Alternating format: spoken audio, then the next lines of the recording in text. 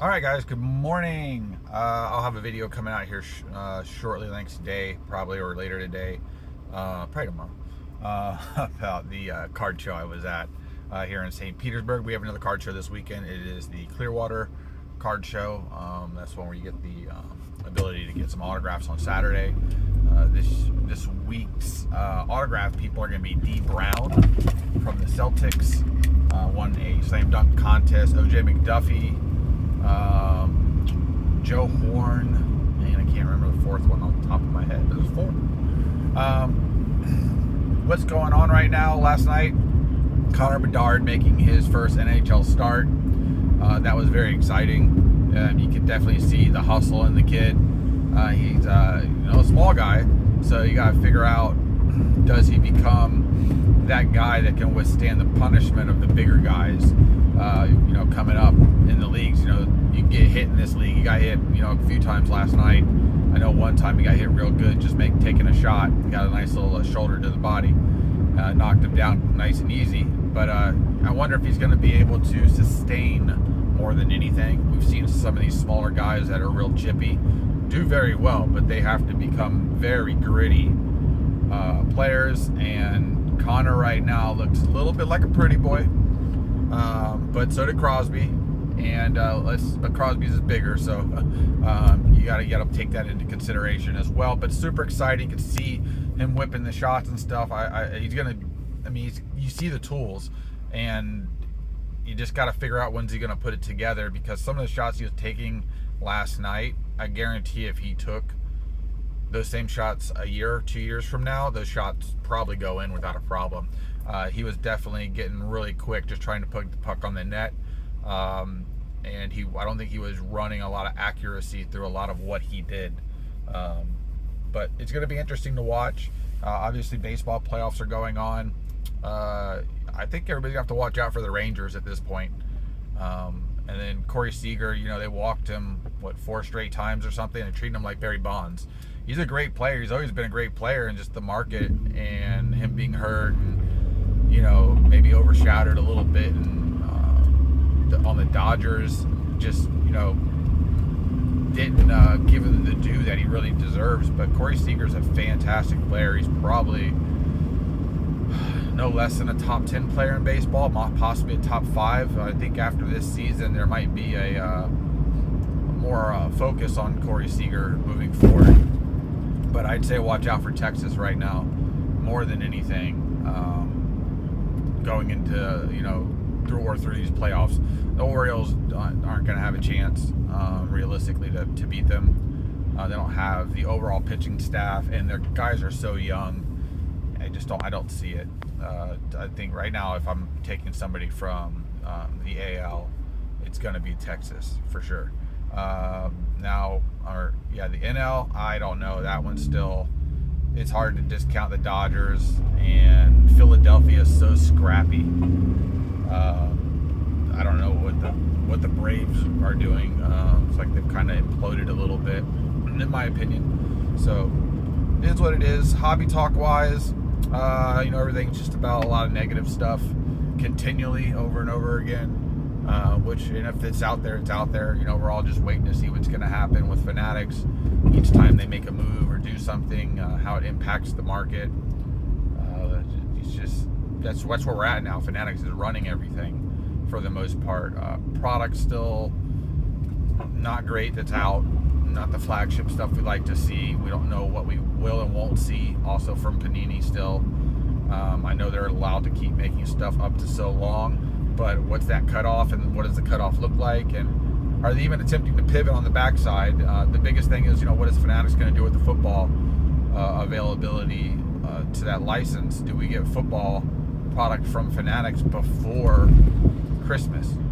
If they can somehow spit some product out, even if it's a limited product of NFL football, like a Topps or a Topps Chrome or the Topps reintroduction or something like that, I think it'll be a very big hit. I think it would really move the needle for the market, because the market is still in declining. Not everything, obviously, but the majority of things are still declining. A lot of stuff that I watch on eBay that used to be several hundreds of dollars have now come down to around $100, even under that. Basketball, nobody seems to be giving two craps about, which is odd because in the past it was popular, and now it just seems like if it's not Michael Jordan, Steph Curry, LeBron James, Kobe Bryant, like maybe like 5 or 6 guys, nobody cares. The younger rookies for the last 2 seasons, nobody's cared about too much. They obviously give you one to care about because they have to make product exciting, and the breakers have to give you something to hoot and holler about. But as of right now, it's just not there. You know what I mean? It's not there, and we don't know with what's going to happen with basketball cards either, and how many and what you're going to get, and if you get, you know, too much of even this draft class that's out now because we're so far behind. I mean, Upper Deck is so far behind on releases. I mean, we're getting Connor Bedard's rookie card next year,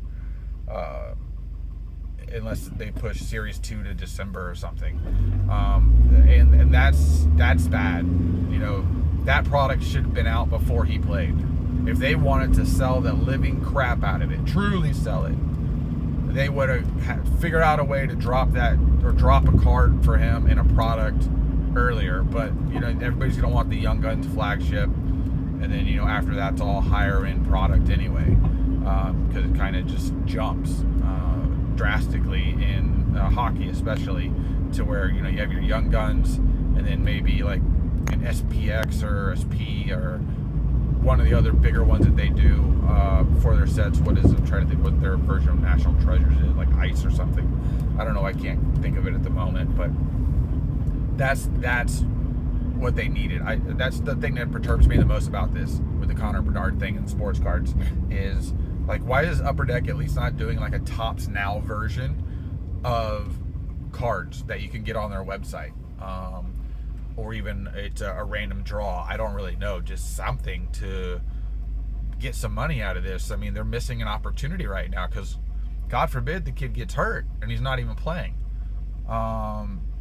His cards aren't going to be worth as much. People aren't going to be chasing it as hard. And I know there's going to be the bounty out and stuff, but man, you're missing an opportunity right now. It's blowing right by you. If I was a Leaf, I'd come out with a Connor Bedard card if I can, however I can. Any other company, give me something online. You know, get some free press out of this. Sell some $10, $20, $30 card that you can blow out. That's like an unlimited run. I mean, that's what Leaf does anyway. So it's just like, I don't see where the marketing angle for this kid's being affected within the hobby, because it's not there. I know he's got his Canadian stuff and stuff like that, but we all know that's second fiddle, third fiddle. And at the end of the day, yeah, it might be the only thing out to anybody can buy, but majority of us that have any interest in it, because I'd like to have a Connor Bedard Young Guns, we're not going to go chasing it right now. We're not going to, you know what I mean? We're not chasing that other stuff. We don't care. You know, the whole point is to make us care about the product, to make us go and get it. They are not supercharging their environment. And it's very disappointing to see, honestly, from a standpoint of, if I worked somewhere and I was like, what can we do to promote this great young player, and people want to see this stuff and they want to have this stuff, and we're just sitting on the sidelines because we're still making 2022 product, 2023 product. You know, no, not yet. No, jump the shark. Say screw it. We're getting something out. Again, you have the online access to the planet. Print a card on demand. Print a limited run of it. You know, have them autograph, 100 cards and split it into sections. You know, and charge $20,000 for the red numbered to 5. You know, because people will buy it, because that's going to be his first regular card. Young Guns are always going to be the Young Guns card. It's always going to be the flagship. So you don't have to worry about ruining that, because I know in the back of your mind, they're like, no, it's going to taint the Young Guns. No, it's not. Don't call it Young Guns, and it's not a problem. Just call it, first to the show, or on to the ice, or I don't know. My job's not to think for everybody else.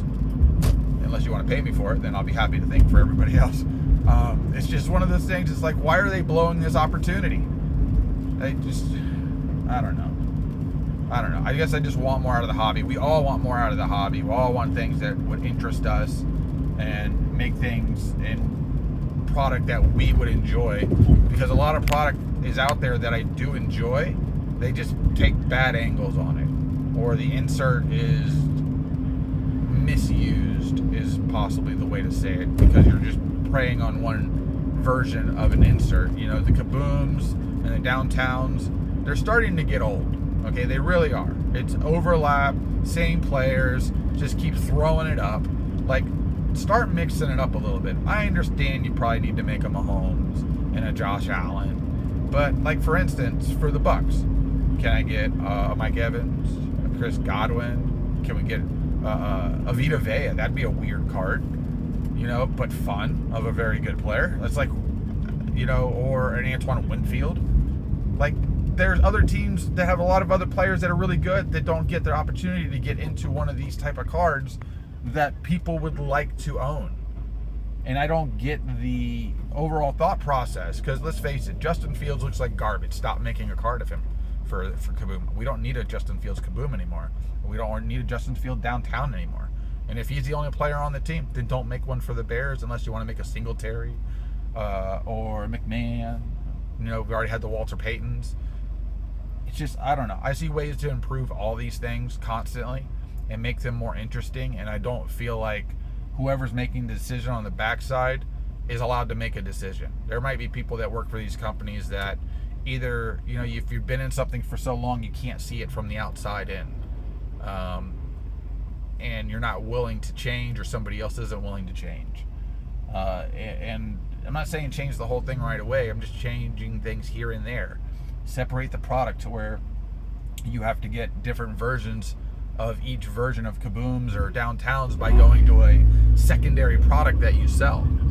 You know, I know they put it in more products than they have in the past, but like, keep doing that. Make it exclusive to products to make each product more sought after to open, because that's their game right now. The game is about selling unopened product in order to get people to open it and make that bigger amount of money. Because let's face it, we open a box of cards, we pull out the 1 to 3 little hits of cards we like, and the rest of the stuff we like just don't care about. It's like you're just throwing it away for the most part, or selling it. It's just cheap garbage.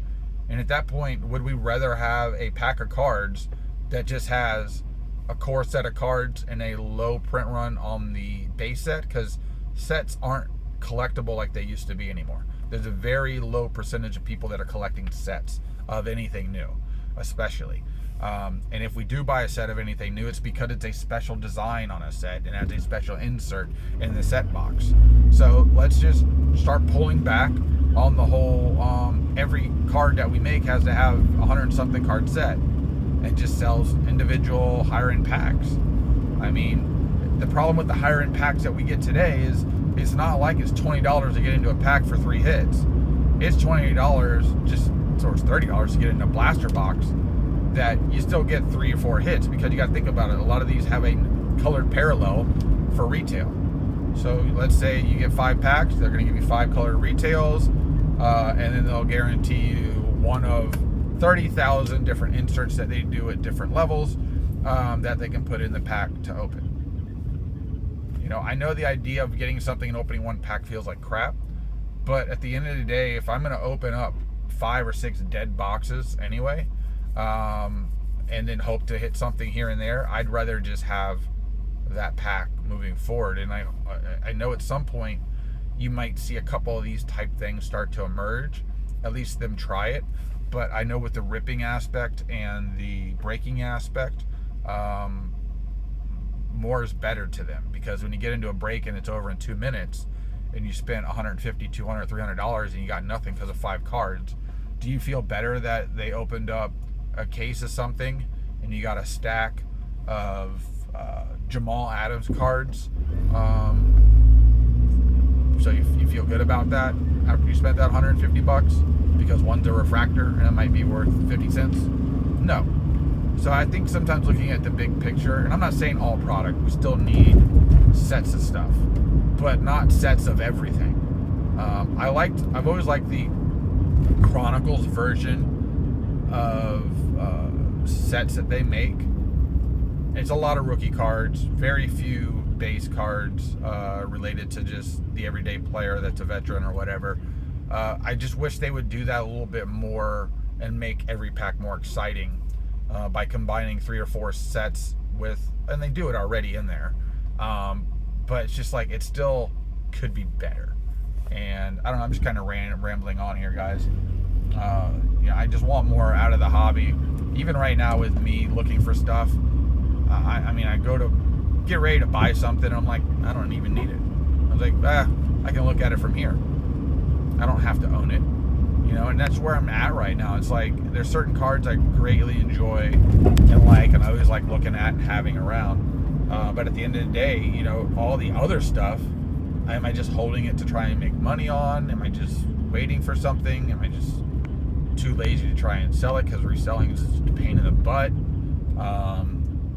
I don't know. It's just I'm conflicted at the moment with a lot of cards because there's nothing intriguing to me that's out. Now I've still dabbled in some breaks, but you're just trying to get lucky.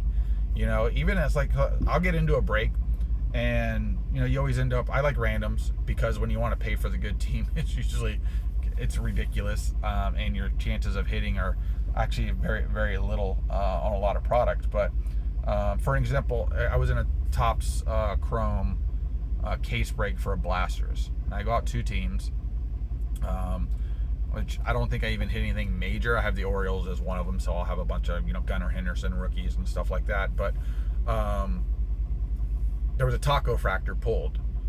I was happy to be in a break that a Taco Fractor was pulled, knowing that at the end of the day I had a chance to get that still. That could have been my card, and that's the way I look at it, at least. And there was like 7 or 8 autographs, and one of them was a Bobby Witt. So I mean, it was like you could have had in this break, you could have had 6 teams, and all 6 teams actually did very, very well, very, very well. So yeah, I didn't get the 2 best teams that got the stuff pulled, but what happens if I've been in a break where it feels like my team's the only team hitting? And I'm sure we've been in a bunch of breaks that we're looking at like, man, case is loaded with Dodgers, or this case is loaded with all Dallas Cowboys. One guy's making out like a bandit, and you're gonna have those on time to time. But at the end of the day, sometimes I'm happy to be in a break that something big was hit, because at the end of the day I had that opportunity. Because it's worse to look back into it, especially from people that like to get into breaks and go, oh, I knew I should have got into that break. I could have had a chance to get that card. And I look at it a different way. You always need to spend some stuff some ways. And I'm not deliberately spending it to make myself feel better about it. Well, maybe I am. But again, if I wasn't in that break and I saw that get pulled, or cards get pulled that I was like, man, that would have been a good break to be in. Because that's really what I look at when I see like the laid out cards or watch a recap. What was hit? Was this a good break to be in? Because that also lets me know, is this a good product that you have good opportunity? Because like I was in a Leaf metal break, Pop Century, that it was a whole case. It was a garbage case. I got the best card, the 1 of 1, out of that case. But that is still only a $100 card because it wasn't the right person. Because there's cards in the Leaf Pop Century that's not even 1 of 1s that sell for, thousands of dollars. Clint Eastwood's one of those cards. There's some other big actors and stuff like that as well that, can fetch, high hundreds to $1,000. And the numbering on those cards are all over the place because everything's like numbered 7, numbered 8, numbered 2, numbered 5, and there's 7 colors numbered to 1. And so it's a little trickier and different that way. But all right, guys, a little ramble on, throw a little video out there. Hope y'all are doing well, and I'll have the slow roll video of the cases coming out here in the next day in order to get that out and do another show this weekend. All right, guys, take care.